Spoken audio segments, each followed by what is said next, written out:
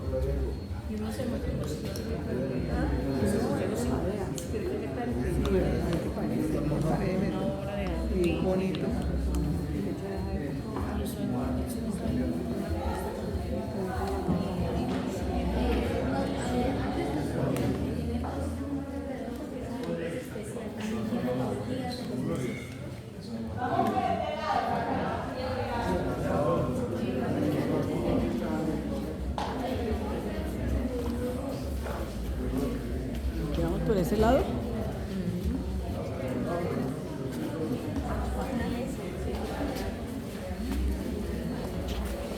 Bueno, mire, vamos a dejar también el espacio. Sí, aquí. Vamos a dejar el espacio para que podamos observar.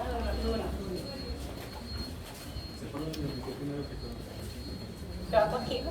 Sí, magia. No, por acá. Bueno, turistas. La familia Isaac era muy prestigiosa. Ellos tenían esta hacienda.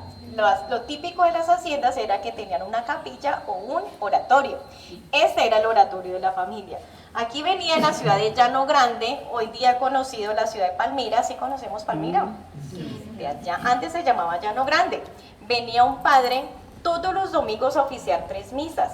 Él anunciaba estas misas al tocar esta campana 3 veces. La primera que anunciaba era para los dueños y amos de la casa. La segunda era para los familiares y allegados. Y la tercera era para los esclavos. Los esclavos escuchaban la misa en el lado de allá. Antes no era un rosal, ese era el patio de la casa. El padre oficiaba las misas de espalda. Por eso vamos a ver ahorita los ornamentos que tienen bordados muy bonitos atrás, porque él oficiaba de espaldas. Se dice que en Europa hay todavía padres que ofician la misa de esta manera. Por eso el Papa Francisco se ha manifestado y dicen que rompan ya la tradición y que oficien la misa mirando a los peligreses. En el altar van a ver un libro. Ese libro no es una Biblia, es un misal y está en latín. El padre oficiaba la misa en latín. La parte de arriba vamos a ver una imagen donde está San José pidiéndole la mano a María. Esta imagen representaba para la familia el matrimonio. Es una imagen de arte quiteño, original de Quito. Es una imagen que ya muy poco la vemos en las iglesias. Hacia el otro extremo vamos a ver a San Antonio de Padua. ¿Sí lo han escuchado nombrar a San Antonio de Padua? El santo de los objetos perdidos, o por la tradición el santo de los novios. Sí, resulta que en la tradición popular decían a las niñas que estaban quedaditas en el matrimonio que no solamente le rezaban a él, sino que lo sometían y lo obligaban. Le vendaban los ojos, le quitaban el niño y lo ponían de cabeza y le hacían esta oración. Pongan cuidado pues para que se la aprendan. San Antonio, regálame un novio. San Benito, pero que sea bien bonito. San Vicente, que no beba aguardiente. Santa Rita, que traiga mucha platica. Y San Andrés, mándamelo pues. Y bueno, dicen que con esta oración consigue el novio. Es que ya saben, al que está interesado al final de la historia se la regalo. No sabe quién está interesado por conseguir novio, ¿sí o no? También vamos a encontrar una pila bautismal. La época estaba bajo la influencia de la religión católica. Por eso aprovechaban la visita del padre para bautizar aquí los hijos de los esclavos bajo la religión católica. Hacia este lado, ahorita los dejo ingresar, vamos a encontrar el aposento de Emma y Eloísa. ¿Quién era Emma y Eloísa? Las hermanas de Efraín. Me disculpan la expresión. Emma era la alcahueta, ella era la Celestina, era la tercera protagonista, siempre hay un tercero en las relaciones, ¿cierto? Era la única que sabía el romance de su hermano y de su prima.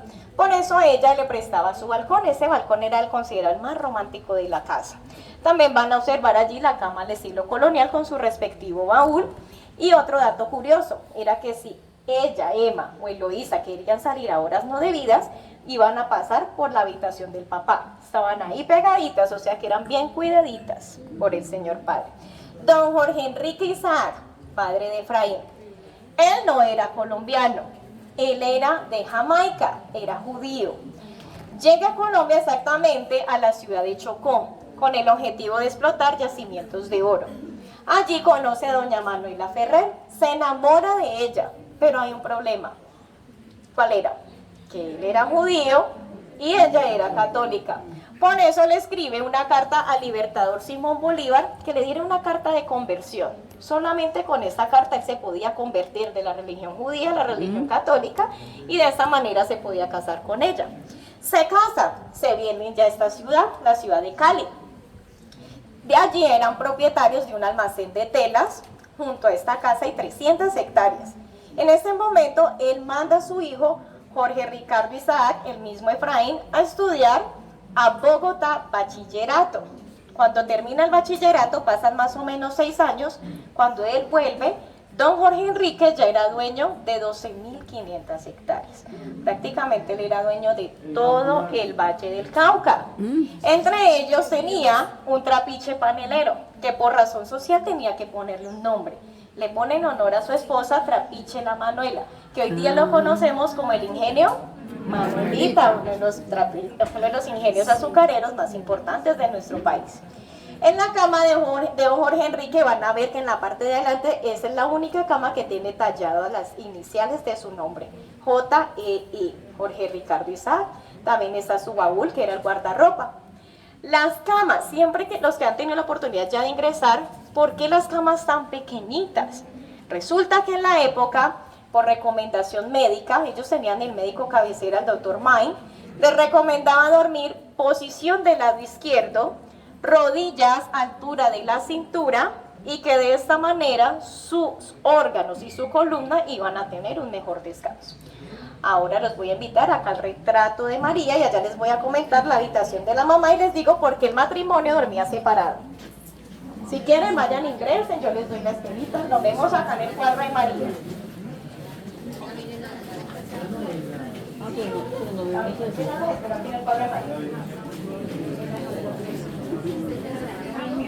Que si quiere que entremos y miramos este que ya nos da esperita para el de María. El papá de José Sáenz.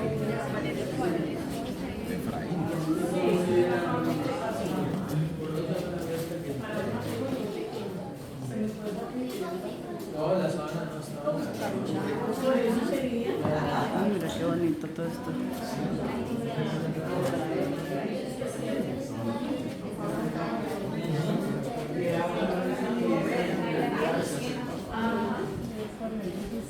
Pero tan horrible ese tiempo, ¿no? Tienes. Y esa camita. Pero es la historia muy verdad. No, sí, Y pero es ahora que esa uno que el camita. colchón no se puede subir encima de la cama. Oiga, increíble. Pura cama de rico y pura cama de grosería, ¿no? Ni la empleada tiene la cama así. Sí, ella dijo que viniéramos para acá a mirar aquí y que ella nos daba espera para explicarnos allá. Entonces vámonos para allá.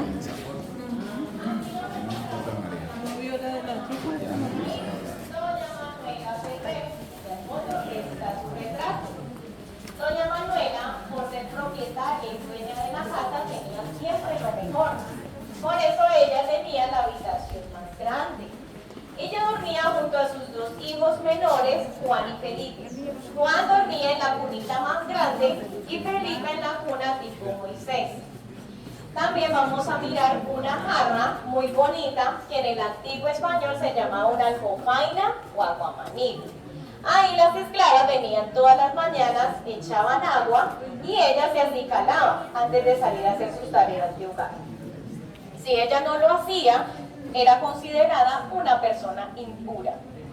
¿Por qué dormía separado el matrimonio? Resulta que en aquella época era vergonzoso que los hijos vieran a los papás dormir juntos. O sea, que era por respeto que no dormían juntos. Obviamente, cuando los hijos se iban a hacer sus actividades escolares, ellos hacían su vida marital y por algo tuvieron 15 hijos. Oh, No sé cómo hacían.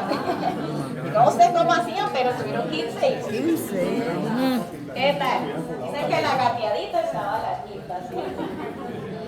Bueno, hacia el fondo también vamos a observar el aposento de la protagonista de la historia, el aposento de María.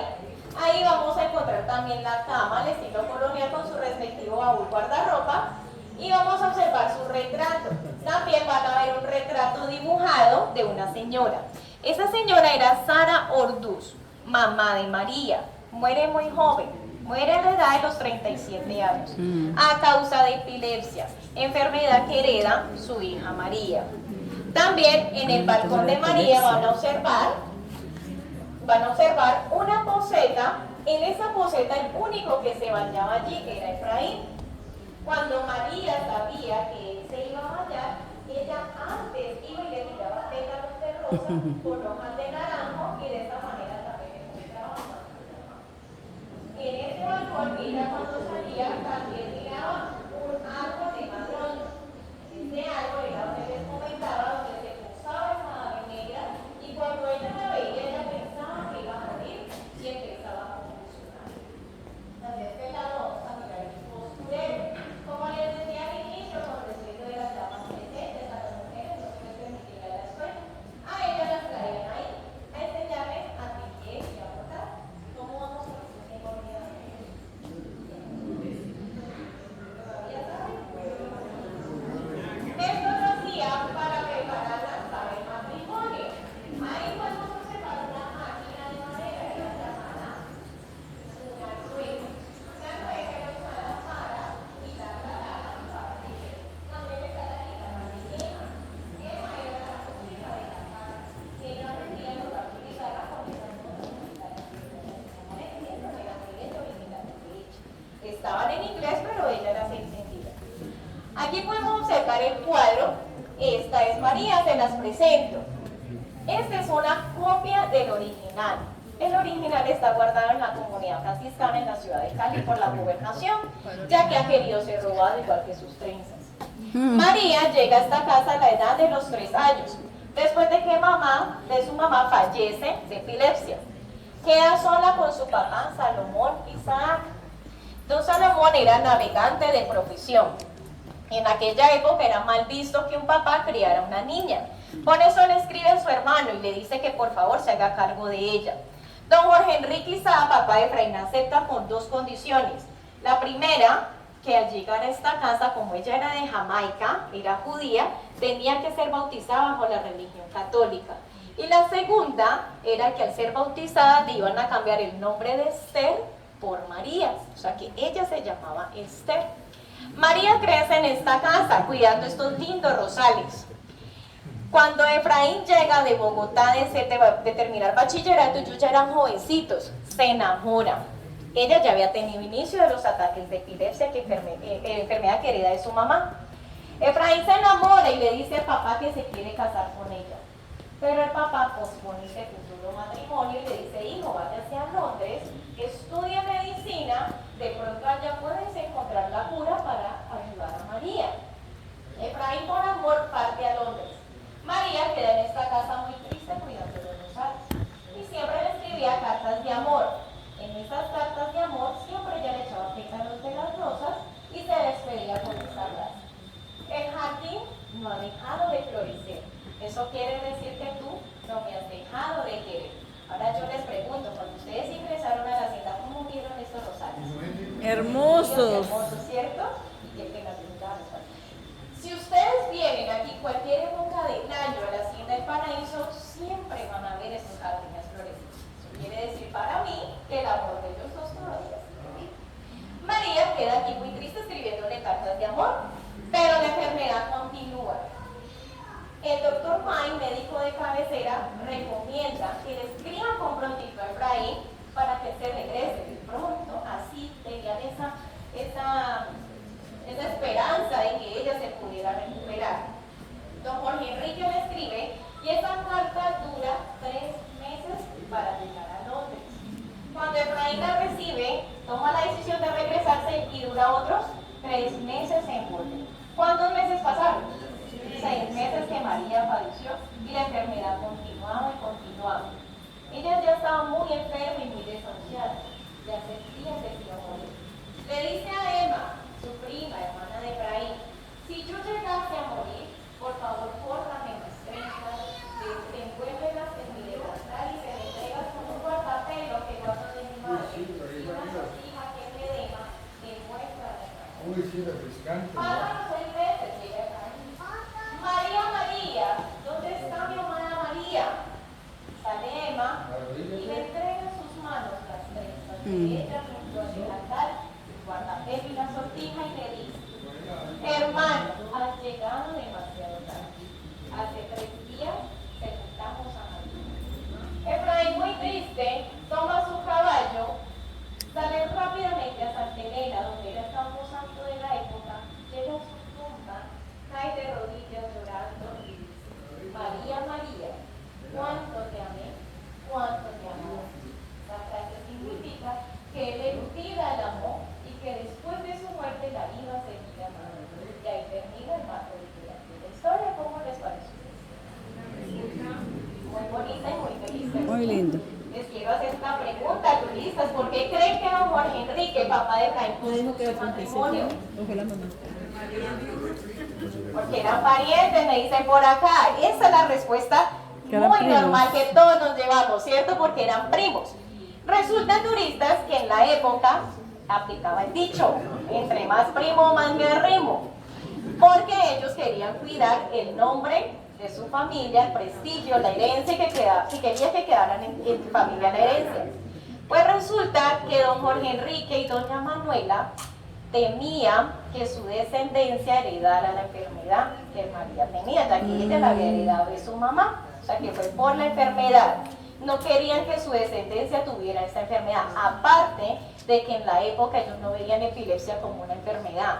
Cuando María convulsionaba y hacía esos ataques, ellos pensaban que estaba poseída por un demonio y que los iba a seguir persiguiendo de generación en generación.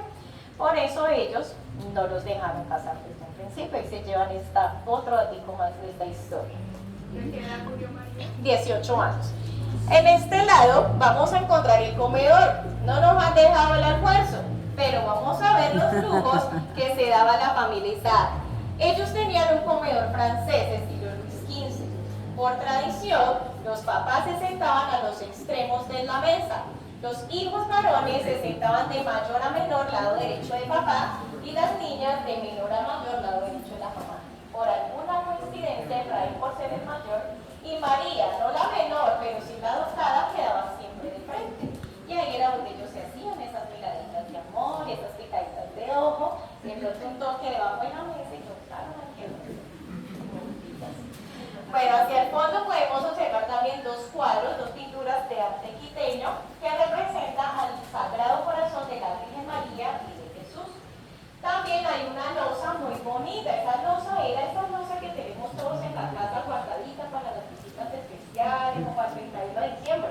Ellos también tenían esa losa, era de origen alemana. Así es. Esta losa tenía 43 piezas. Es blanco con azul. Lamentablemente el turismo, Sí, esa es losa antes no blanca con había azul, los es guías, europea. no había los controles de seguridad. ellos El eran turista venía, se acostaba ¿Qué con tal las camas el paseo? Muy lindo. y Pero de eso no era una 43 leyenda, piezas eso que de teníamos, verdad. nosotros Historia de verdad, y el libro es una obra cumbre romántica de Latinoamérica. hacia el otro lado, hay dato curioso. La entrada de la casa no era por donde ustedes ingresaron. La entrada de la hacienda principal era esta, porque la ciudad hacia la pared. Cuando estaba lista la cosecha, como el arroz, el café, el maíz, la ingresaban y la llevaban allí a la despensa de la casa y la guardaban. En esta despensa vamos a ver Árboles de mango, un tan tinajero, bonitos.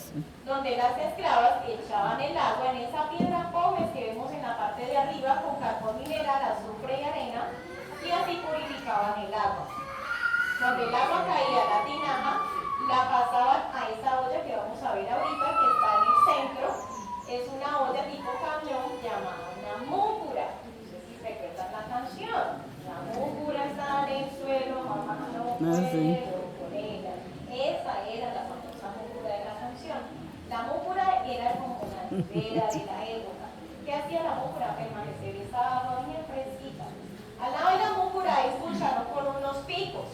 Eso era para que los esclavos se vieran obligados a coger ese cucharón y echar el agua en un vaso, para que ellos por pereza, si se lo llevaban directamente a la boca, se chuzaban, se podían regar y contaminaban el agua. Por eso si veían que un esclavo salía de esa despensa a la familia, era castigo, porque sabían que lo había hecho el delito.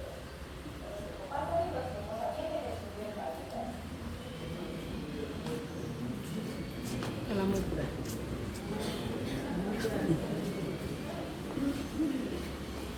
Padre Efraín. Prácticamente. Esas preguntas que me hacen tan íntimas, no sé. Esas gateaditas, las gateaditas, ¿no? Las gateaditas. Pero igual ellos le volaban a ustedes también.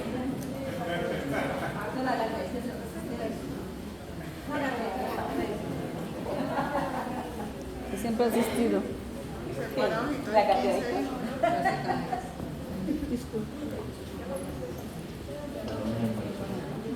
No. Bueno. Por acá los espero, turistas. Que continuemos la historia. Ya la vamos a terminar. Yo pensaba que era una historia, pero es de verdad. Que era una leyenda, simplemente. Es la obra de él. Pero era verdad. La obra Existió. existe, hay partes reales y hay partes imaginarias. Ah, ya. Como en Como todo todo libro. escritor, sí, Que señora. escribe partes de ficción y partes reales. Así es. Pues sí está basada en la historia. Bueno, turistas, este era el estudio del padre de Efraín, de don Jorge Enrique Isaac. Como les decía ahorita, la entrada de la casa era esa. Cuando llegaban familiares y allegados, los atendían en la sala. Pero a esta casa también venían visitas importantes, como terratenientes, políticos, hacendados. Él prefería atender esta visita aquí y lo hacía a puerta cerrada. A él le gustaban dos cosas en común. A él le gustaba el trago y las apuestas.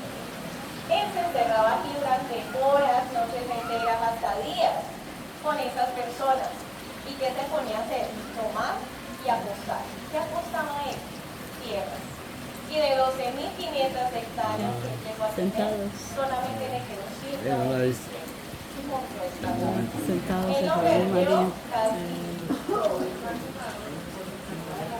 Por eso desde allí él quedó Árboles desterrado de grandísimos. Salta y terminó su vida en Ibagué. Por eso ellos aquí solamente vivieron 4 años. En este aposento, en este estudio, vamos a observar también una máquina de escribir marca Remington. Es inglesa, una de las primeras que llegó a este país. Al fondo está el escudo de la República de Colombia antes de su reparación. Ahí todavía nos mostraba cuando Panamá le pertenecía a Colombia. También vamos a observar al libertador Simón Bolívar junto a su eterna enamorada, Manuelita Sáenz, que era ecuatoriana. También vamos a observar el diván, que era usado para tomar siestas o leer libros. Hacia el otro lado está la parte más rica de la casa, la cocina. En esta cocina vamos a observar un horno, en la época se llamaba un buenete. Cuando la gobernación tuvo la casa, este buenete se llama por eso se le llama con amarillo, conservando su forma original. También vamos a ver dos pilones. El más oscuro era donde trituraban el café y el más claro era donde trituraban el maíz y el arroz. También hay una piedra original de la época que era donde machacaban la carne o hacían los aliños. Los baños de la casa antes usaban letrinas. Las letrinas de los esclavos eran hacia el lado de allá, cerca al río. Igualmente el río era donde ellos se bañaban. Recuerden que solamente se bañaba en la poseta de Efraín por ser el primogénito de la familia. El canal de agua que rodea toda la casa fue construida por tres razones. La primera, el control mínimo de animales rastreros a la casa. La segunda, para mantener la casa siempre fresca. Y la tercera, porque ahorita que ustedes estén por ese lado, si escuchan, van a disfrutar ese sonido de naturaleza que siempre hay en la casa. Aparte que como la casa estaba rodeada de bosque, el bosque en la noche cobra vida y ese sonido hacía que mantenía alejados los animales de la casa. Ahora, cuando ustedes salgan de la hacienda, van a observar por detrás de la taquilla una piedra grande. Esta piedra era llamada la piedra de la lectura. Allá era donde llevó Efraín a María a leerle poemas de amor. Y dice en un fragmento de su obra que fue donde primera vez se le dio los tobillos a María cuando la llevó a su.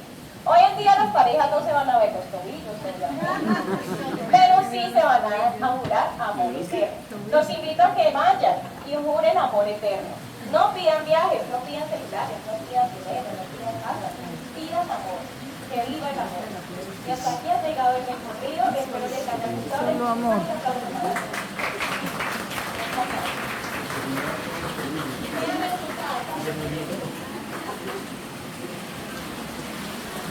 Está la cocina. Un pilón.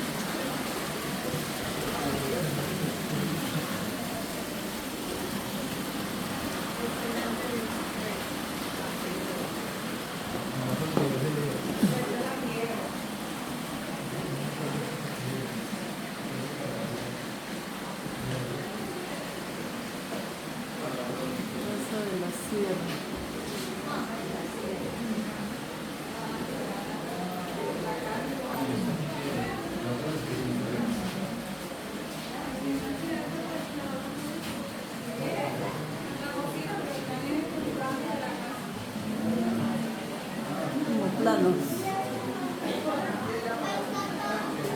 Como estaban antes y después de la restauración. Ah, como estaba antes. Sí, mira, hay casa antes de la restauración, después de la restauración. No, porque ya estoy con el pueblo.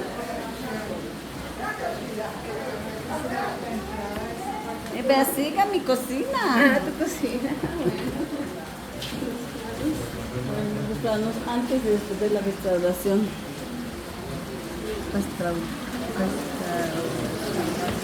Ah, la cocina esta. Sí, hay unos cuadros donde muestra antes y después de transformarla, restaurar.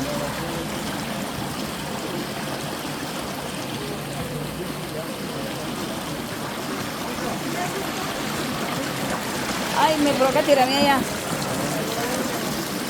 Se siente rica esa agua.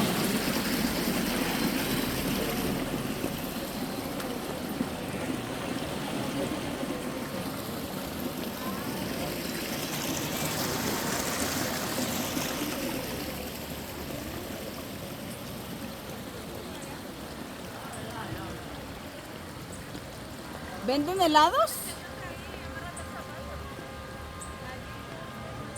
Cafetería, artesanía, heladería, porque estuvo de la época. Ah. Pero los helados de verdad. Sí, Ah, un helado de verdad. por eso. Acá hay helados de la época de Fran y María, pero se comen.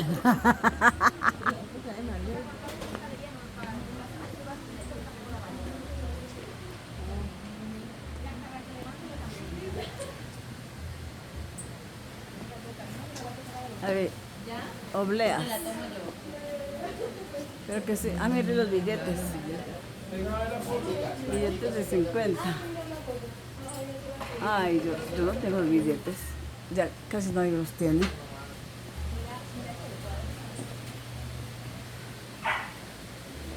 Ah, una tienda.